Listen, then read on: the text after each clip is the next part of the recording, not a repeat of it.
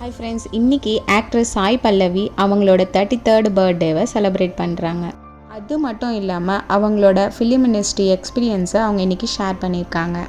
Film இண்டஸ்ட்ரியில் பல வருஷமாக இருக்க சாய் பல்லவி நிறைய பெரிய பெரிய ஆக்டர்ஸ் கூட ஹீரோயினாக நடிச்சிட்டு வராங்க மல்டி லாங்குவேஜில். அதில் சில எக்ஸ்பீரியன்ஸை ஷேர் பண்ணியிருக்காங்க. முக்கியமாக 2019 என்ஜிகே மூவி சூர்யா சார் கூட நடிச்சிருந்தாங்க. அதோட ஃபஸ்ட்டு டே ஷூட்டிங்கை பற்றி தான் ஷேர் பண்ணியிருக்காங்க. அவங்க சூர்யா சாரோட ஒரு பிக் ஃபேனாக. ஃபஸ்ட்டு டே ஷூட்டிங்கில் சூர்யா சார் அவங்க பின்னாடி நின்றுட்டு இருந்தாராம். அதை அவங்க பார்க்கவே இல்லையா. ஸோ திரும்பி பார்க்கும்போது அவங்களுக்கு ரொம்பவே ஷாக்கிங்காக இருந்துச்சான். மூச்சு திணறலே வரா மாதிரி இருந்துச்சான். மயக்கம் போட்டு விழுற மாதிரியே ஃபீல் பண்ணாங்களாம். அவங்க பண்ணுறத பார்த்து சூர்யா சாரும் சிரிச்சாராம். அது மட்டும் இல்லை, அவர் ஒரு பெரிய ஆக்டர் மாதிரி காமிச்சிக்கவே இல்லையா. ஒரு சீனுக்காக அவர் பண்ணுற ப்ரிப்பரேஷனையும் போடுற ஹார்ட் ஒர்க்கையும் பற்றியும் அவங்க பாராட்டி பேசியிருக்காங்க.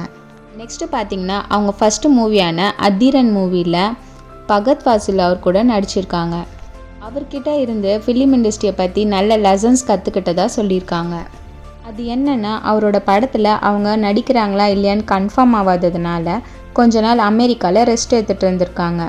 அப்போது ஃபகத் ஃபாசில் அந்த மூவி எடுக்க போகிறதா அவங்கக்கிட்ட சொல்லியிருக்காரு.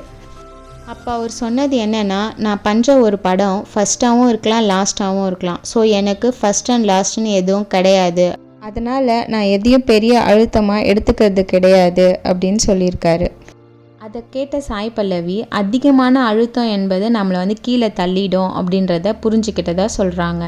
அதே போல் சாய் பல்லவி நடித்த 5 பிளாக் பஸ்டர்ஸ் என்னன்னு பார்த்தீங்கன்னா, நம்பர் 1 இருக்கிறது பார்த்திங்கன்னா பிரேமம். அதில் தான் அவங்களோட ஃபேன்ஸ் எல்லாருக்கும் அவங்களோட கான்ஃபிடென்ட் ரொம்ப பிடிக்க ஆரம்பிச்சிது.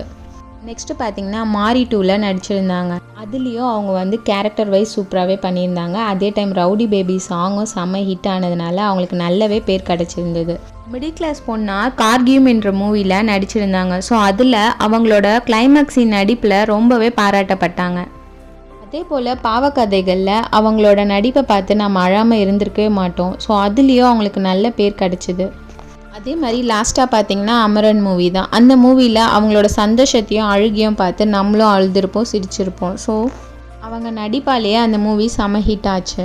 எனக்கு பர்சனலாக சாய் பல்லவி அவங்கக்கிட்ட என்ன பிடிச்சிருந்ததுன்னா, ஒரு இன்டர்வியூவில் அவங்க சொல்லியிருந்தாங்க, எனக்கு வாய்ப்புகள் கிடைக்கலனாலும் நான் வேறு என்ன வேலை பார்க்குறது, டாக்டருக்கு படிச்சிருக்கேன், அந்த ஒர்க் பண்ணுறதா அப்படின்னு யோசிப்பேன். ஆனால் எனக்கு பிடிக்காததை நான் பண்ண மாட்டேன் அப்படின்னு அந்த இன்டர்வியூவில் ரொம்ப கான்ஃபிடெண்ட்டாக பேசியிருப்பாங்க. ஸோ கேர்ள்ஸ் எல்லாருமே அந்த கான்ஃபிடென்ட்டோடு இருக்கணும் அப்படின்னு தான் நானும் நினைக்கிறேன். ஓகே ஃப்ரெண்ட்ஸ், இந்த இன்ஃபர்மேஷன் உங்களுக்கு பிடிச்சிருக்கோன்னு நினைக்கிறேன். வேறு ஒரு இன்ஃபர்மேஷனோட நெக்ஸ்ட் வீடியோவில் பார்க்குறேன். நான் உங்கள் பூவி. தேங்க்யூ, பாய்.